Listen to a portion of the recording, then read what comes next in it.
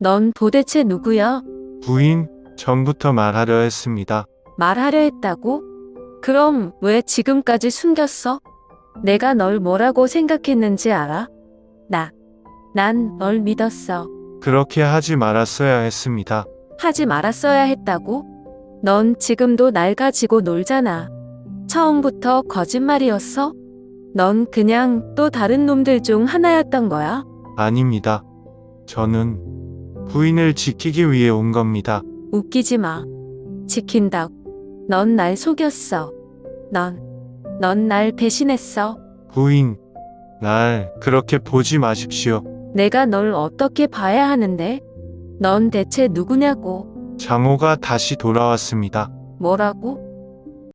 당신은 외로웠던 적이 있나요? 밤이 깊어지고 창밖엔 빗소리가 들려요. 하지만 내 마음속엔 더 큰 소음이 들리기 시작했어요. 그날 밤 나는 문을 열었어요. 그리고 내 인생을 바꿀 사람을 만났어요. 이 문을 열면 나는 후회할까요? 영상의 이야기를 지금 직접 확인하세요. 제 이름은 지연이에요. 올해 33. 경기도 양평에서 혼자 살고 있어요. 남편을 떠나보낸 지 2년이 넘었지만 사람들은 여전히 저를 두고 수군거려요. 젊은 나이에 혼자서 저렇게 큰 집에 산다고? 그것도 남편이 남긴 재산 덕분에. 그들의 말이 틀린 건 아니에요. 남편이 떠난 후 저는 이 집과 가게를 물려받았죠. 하지만 사람들이 모르는 게 있어요. 돈이 많다고 외롭지 않은 건 아니에요. 2024년 4월. 봄이지만 밤 공기는 아직 쌀쌀해요. 제가 사는 곳은 경기도 양평, 서울에서 차로 1시간 정도 걸리는 조용한 마을이에요. 서울과는 전혀 다른 분위기죠. 낮에는 온화한 햇살이 정원을 비추고 밤이면 정막이 깔리는 곳.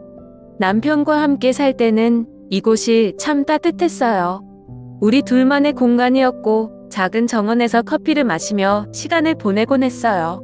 하지만 남편이 떠난 뒤로 이 집은 너무 조용하고 너무 넓고 너무 외로워졌어요. 연세가 많으셔서 마을에서 가장 오래 사신 분 중 하나예요. 가끔 반찬을 나눠주시면서 지연아, 혼자 밥 잘 챙겨 먹어야 한다? 하고 걱정해주세요. 하지만 그 따뜻한 말 뒤에는 호기심이 숨어 있는 걸 저는 알아요. 요즘 얼굴이 좋아졌네? 좋은 일 있어? 지나가는 말처럼 물어보지만 이 동네에서 혼황한 젊은 여자의 사생활은 늘 관심 대상이 되죠. 그리고 남편이 있을 때부터 알고 지낸 사람이에요. 원래 서울에서 바쁘게 살던 사람인데 요즘 들어 자주 양평에 내려와요. 이유를 묻고 싶지만 저도 모르게 조심하게 돼요. 이 동네 사람들은 서로를 챙겨주지만 동시에 관심이 지나쳐요. 남편이 있을 때는 그냥 평범한 이웃이었는데 혼자가 된 뒤로는 제 일거수일투족이 이야기거리가 됐어요. 직접 운영하면서 손님들과 이야기 나누고 커피를 내리고 바쁜 척하면서 시간을 보내요. 낮 동안은 나름 괜찮아요. 따뜻한 커피 향, 손님들의 대화 소리, 그리고 일에 집중하다 보면 덜 외롭거든요. 하지만 가게 문을 닫고 집으로 돌아오는 길이 제일 싫어요. 문을 열면 텅 빈 거실이 저를 맞이하고 차가운 침대가 기다리고 있어요. 예전에는 남편이 거실에서 TV를 보고 있거나 침대에서 저를 기다리고 있었어요. 지금은 그 모든 게 사라졌어요. 가끔 혼자 술을 마셔요. 소주 한 병을 따서 마시다 보면 마음이 조금은 편안해지죠. 하지만 다음 날 아침이면 더 공허해질 뿐이에요. 솔직히 저도 잘 모르겠어요. 누군가 옆에 있어 줬으면 좋겠다는 생각을 하면서도 새로운 사람을 받아들이는 게 두려워요.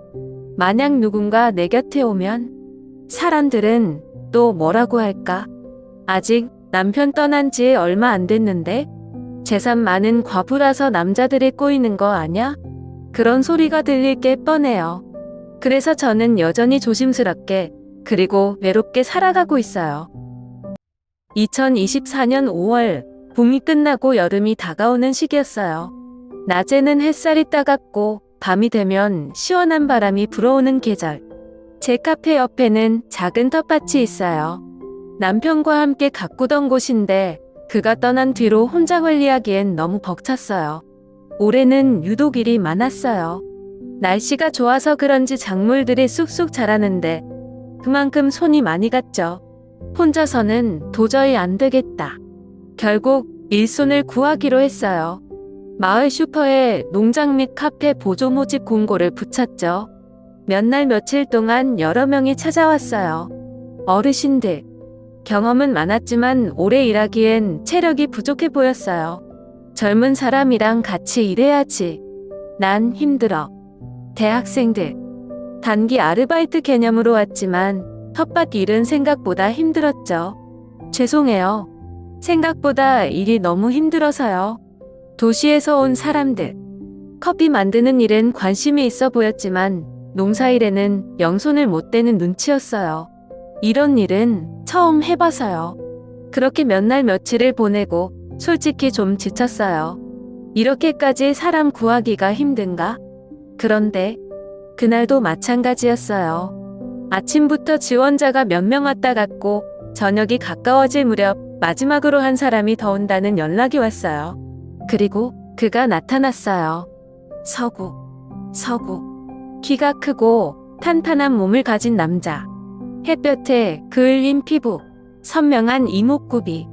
인상은 강했지만 눈빛은 의외로 부드러웠어요. 안녕하세요. 이름은 서구입니다. 목소리는 낮고 차분했어요. 손을 보니 굵고 단단했어요. 어딘가에서 힘든 일을 해본 손이었죠. 농사 경험 있어요? 많지는 않지만 몸 쓰는 일은 자신 있습니다. 커피는? 잘 모르지만 배우겠습니다. 사실 저는 경험 없는 사람을 원하지 않았어요. 그런데 왜였을까요? 그 순간 저는 별다른 고민도 없이 말해버렸어요. 내일부터 나와요. 왜 그를 뽑았을까? 지금 생각해도 잘 모르겠어요. 그냥 뭔가 달랐어요. 그의 태도, 목소리, 눈빛, 그리고 제가 그에게서 느낀 이상한 안정감. 그때는 몰랐어요. 그가 내 인생을 흔들어 놓을 사람이라는 걸.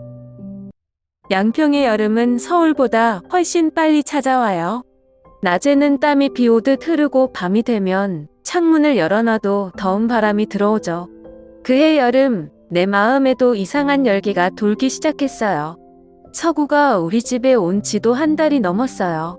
처음엔 그냥 농장 일을 도와주는 직원으로만 생각했어요. 하지만 어느 순간부터 그를 계속 신경 쓰고 있는 저를 발견하게 됐어요. 묵묵히 일하는 남자. 서구는 말이 많지 않아요. 이렇게 더운데 힘들지 않아요? 대답 대신 웃으며 고개를 끄덕일 뿐. 좀 쉬었다 해요. 그런데도 그의 행동 하나하나가 눈에 들어오기 시작했어요. 땀을 닦는 모습. 이마에 맺힌 땀을 손등으로 훔칠 때 팔에 잡힌 힘줄이 선명하게 보였어요. 손끝의 움직임. 거친 손으로도 나뭇가지를 조심스럽게 다뤘어요. 스쳐 지나가는 순간들. 가까이 지나갈 때 느껴지는 뜨거운 체온과 땀에 섞인 남자의 냄새. 그럴 때마다 내가 이상해지는 기분이 들었어요. 솔직히 말하면 저도 제 감정이 이상했어요. 그냥 일하는 사람일 뿐이야. 이러면 안 돼. 머릿속으로는 계속 선을 그었어요. 하지만 마음이 말을 듣지 않았어요. 어느 날 그런 일이 있었어요. 저녁 무렵 저는 카페 문을 닫고 가게 정리를 하고 있었어요. 그런데 문득 창밖을 보니 서구가 농장에서 호스를 들고 물을 주고 있었어요. 흐르는 물에 젖은 셔츠가 몸에 딱 달라붙어 있었죠. 그 모습을 보고 숨을 삼켰어요. 아무 생각 없이 보고 있었는데 그때 서구가 고개를 돌려 저를 바라봤어요. 우리 눈이 마주쳤어요. 그 순간 제 심장이 크게 뛰었어요. 마치 들켜서는 안 될 걸 들킨 기분. 나는 왜 이러는 걸까? 이 감정은 뭘까? 여름이 깊어갈수록 내 마음도 이상하게 더 뜨거워졌어요. 낮에는 괜찮아요. 밖달파. 사람도 많고 정신없이 움직이다 보면 생각할 틈이 없어요. 그런데 밤이 되면 그때부터가 문제였어요. 창문을 열어둬도 더운 바람이 방 안을 맴돌고 조용한 집안에서는 선풍기 돌아가는 소리만 들려요.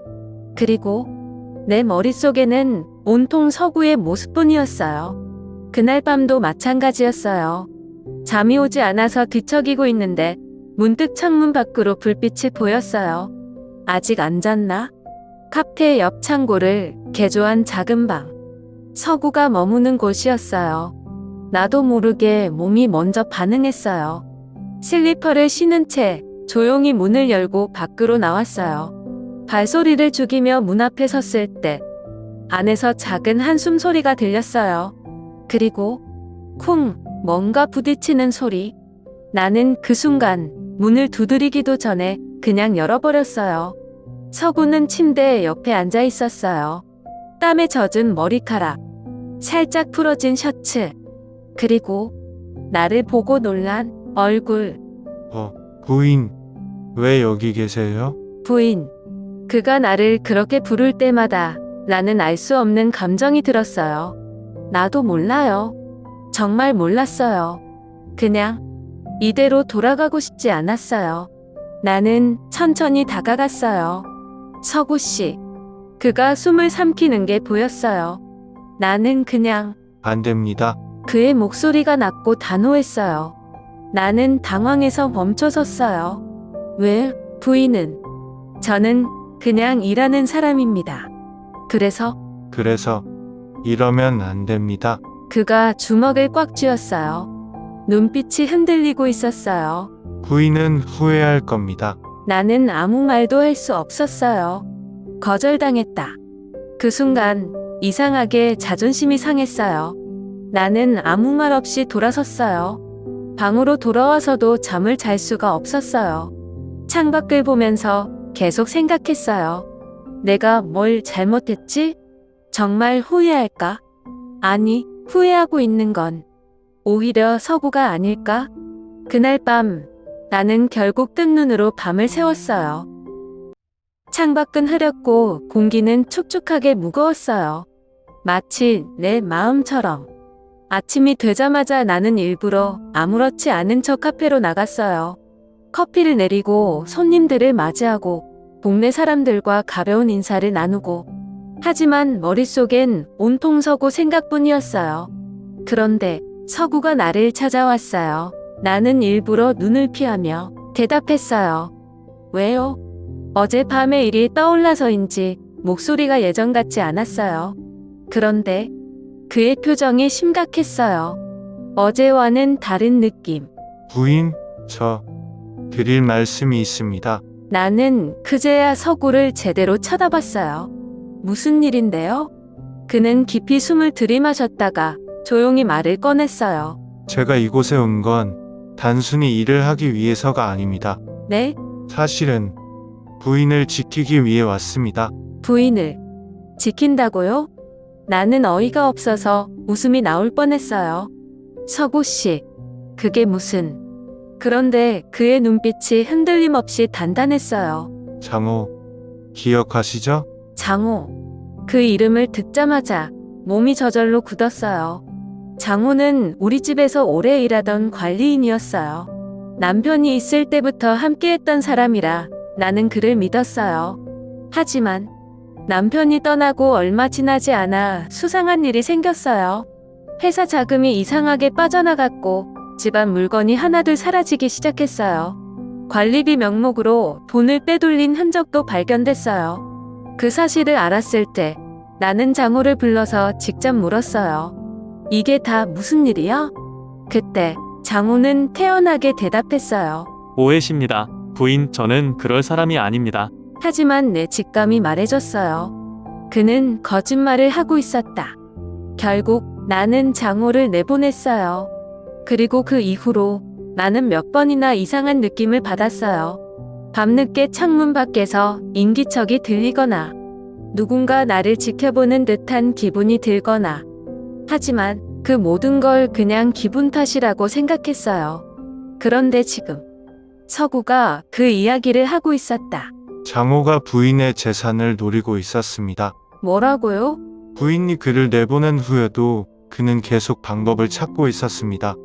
이미 몇 차례 부인에게 해를 끼치려 했어요. 나는 숨이 멎을 것 같았어요. 말도 안 돼. 그럼 그걸 서구 씨가 어떻게 알아요? 그 순간 서구의 표정이 조금 달라졌어요. 저는 그를 알고 있었습니다. 네? 사실 저는 그냥 농장 일꾼이 아닙니다. 그럼 서구 씨는 누구죠? 나는 혼란스러워졌어요. 어쩌면 내가 알고 있던 서구는 진짜 서구가 아닐지도 몰랐어요. 장마가 절정이던 날이었어요. 창밖엔 빗물이 세차게 내렸고 천둥 소리가 멀리서 들려왔어요. 습한 공기, 축축한 바람, 그리고 심장이 쿵쾅대는 소리까지. 그날 밤 나는 모든 걸 바꿀 선택을 했어요. 나는 늘 남들이 정한 틀 안에서 살아왔어요. 부유한 집에서 태어나 좋은 교육을 받고 좋은 가정을 꾸리고 남편이 떠나기 전까지는 흠잡을 것 없는 삶을 살았죠. 하지만 남편이 떠나고 나니 나는 철저히 혼자가 됐어요.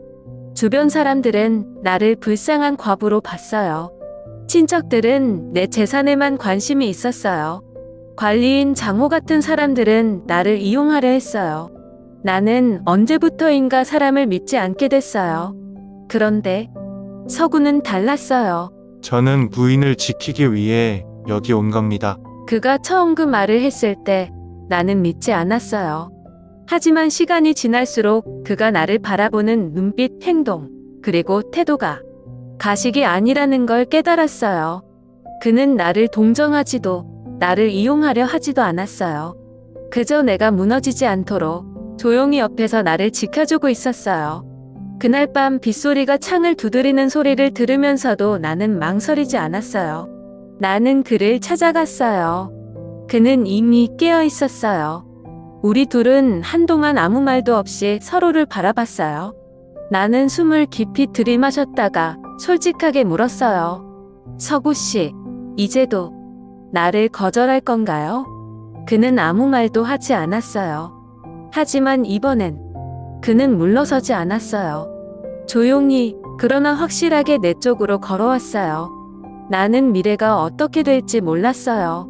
하지만 적어도 오늘 밤만큼은 나는 더 이상 혼자가 아니었어요.